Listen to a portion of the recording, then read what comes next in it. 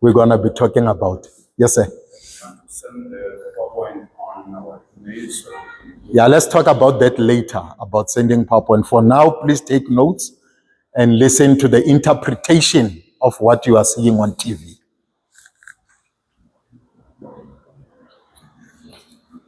Five pillars of sustainable leadership. Why sustainable leadership? It is because there are people who assume leadership, but it is not prolonged. Their effectiveness in the roles of leadership is not prolonged. This is why we know people who were prominent at some point, but today they are nowhere to be heard of. People who were influential at some point, but today the influence has dissipated because their leadership has not been sustained. So today we are talking about sustainable leadership. In other words, even if we strip you off the position that you hold in the church, can you still sustain your leadership? Even if we take the title away from you, can you still sustain the leadership? Are you a leader only because you are appointed to a particular position, or are you a leader because leadership is your makeup? Do you understand these questions, church? Are you a leader because we have appointed you to a position, or are you a leader by makeup? Intrinsically, you are a leader. Is your leadership potential and capacity sustainable? Is it momentous, or it can be protracted from the season you are occupying the position, even outside of that season where you are occupying the position?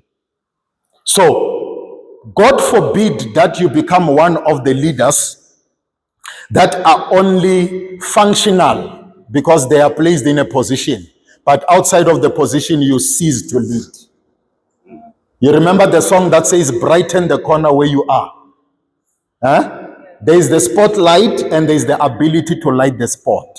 Say that after me. Say, there's a spotlight. I want energy. Say, there's a spotlight. Let's increase again momentum. Say, there's a spotlight. Yeah, keep that momentum. And then say, there's an ability to light the spot. There's an ability to light the spot. So people without the ability to light the spot are people without leadership. And often they love the spotlight because that is what tickles their emotions. When I'm visible and everybody can see me dancing on the floor, everybody can see me operating, that tickles my emotions. That makes me feel that I'm relevant. But you don't have leadership. You are just occupying the spotlight. And that spotlight was lit by other people with the ability to light the spot. So you are occupying what you did not develop, what you did not work for, and what you cannot sustain. That's why we are talking sustainable leadership. You cannot sustain that spotlight because it was lit by other people. So the question is, can you develop the ability to light the spot? That's the leadership we are talking about. Where you can lead from behind, you can lead from within, you can lead from the front, and you can lead from anywhere else. From the corner where you are, without you being prominent, without you being known, but you can still provide leadership. Because leadership is about positive influence, not just influence, but positive influence. I know that people are accustomed to talking about leadership being about influence. But when I think about it, no, it cannot be leadership if you have negative influence. Yeah. If you are a leader in the church that's influencing people against the other leaders in the church, against the other members in the church, that cannot be leadership because it's negative influence. So leadership is positive influence, where even if you find negativity in the space, you work hard to morph that negativity into positivity. You work hard to erase any negative energy and engender and induce positive energy. The person you are seated next to right now, they are inducing energy into your world. And you don't know that because it's not tangible. Hello, class. Yeah. As I'm standing here and talking to you, there's energy, sister, that I'm releasing to you. And you don't know it. And you don't have capacity to close off that energy as long as you are in my presence. There's energy I'm releasing to you. There's energy you are releasing to Muruti. There's energy Muruti is releasing to you. As long as you are in close proximity with people, there is influence that is taking place in your environment without you noticing or giving it permission. This is why if you change your associations today and associate with a different conglomerate of people, you'll find yourself now behaving like the people you are currently associating with, not like the people you associated with before. Yeah. Can we agree to this reality? Yes. Yeah. Because we become through the influences of people. Mina ani tswaluwangi by God ni ri Mtsonga. I was influenced to be Tsonga by the people that birthed me and the people I lived with. Had my parents taken me for adoption in America, Yeah. do you think I will still be speaking Tsonga? I'm asking, do you think I will still be speaking Tsonga? I'm speaking Tsonga because of the influence of the environment that I grew up under. That's why it depends on which school you went to. Even how we utter ourselves and articulate ourselves with English grammatically is different. There are those who speak from their noses. There are those who speak with that emphasized accent. Yala esoka kokona Limpopo. Because of the schools they went to. That influence, you cannot run away from it. It's there. Your attire, the way you wear your clothes. If you can look around, you'll find that you live with people who wear exactly like you wear. Because that influence, it's real. So your thinking also in the local church has got influence from other members in the local church you associate with. If you want to do good in the church, you must associate with people who do good. And that's why if you embrace and welcome gossip in your world, you'll become a gossip yourself.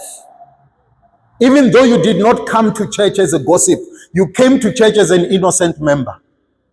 You did not know the pastor, you did not know any leader in the church and what they do. But because you associated with people who think they know too much about other people, they started influencing you. Now it has affected what? Your paradigm, your perception about those people. If you hear from other people that don't tell us about Apostle Baloyi, actually mina vele vanivulavule ngopfu loko na endla deliverance. Don't tell us about Apostle Baloyi. That one is a witch. That one uses strange powers. You hear that about me, you don't know me. You are being influenced about your perception about me.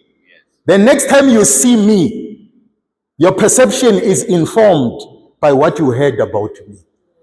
So do you see that we become the influences that be in our lives? Yes. The things we hear, the things we perceive, the things we receive from the energies of people. Munhu un'wana na un'wana una energy. It's not a verse, but it's biology. Yes. Everybody exudes and emits energy every day in their lives. If my wife is not okay psychologically, emotionally, she does not need to tell me that she's not okay. When I wake up next to her, I can feel the energy that this woman is not okay today. And when I greet her and I say, "How are you?" and she says, "I'm fine," I can tell this fine le one, ile ya traditional, ya common, ayona le ya yosukambilweni, because you are not fine. And the same with me. If I'm not fine, she will pick it up that my husband is not fine, even though I say I am fine. So here's the question. You are all members of the same church. Do you know when your fellow member is fine? And do you know when your fellow member is not fine? You are leading a department in the church. Do you know the people you are leading, whether they are fine or not? Is there a chemistry between both of you? Can you tell that my people are not okay? Let me diagnose what the issue is. Let me diagnose what the problem is and try to resolve their issues.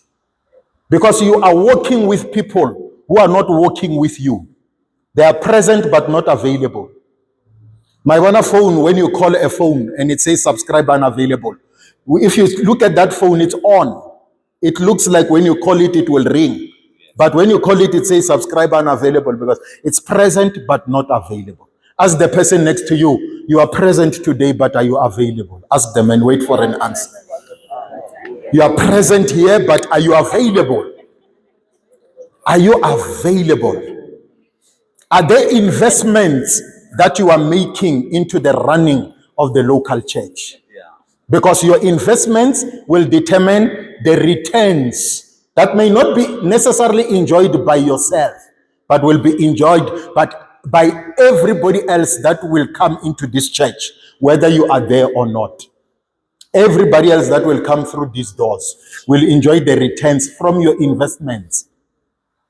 Let me tell you truthfully what our challenge is as Bodaki, particularly South Africans.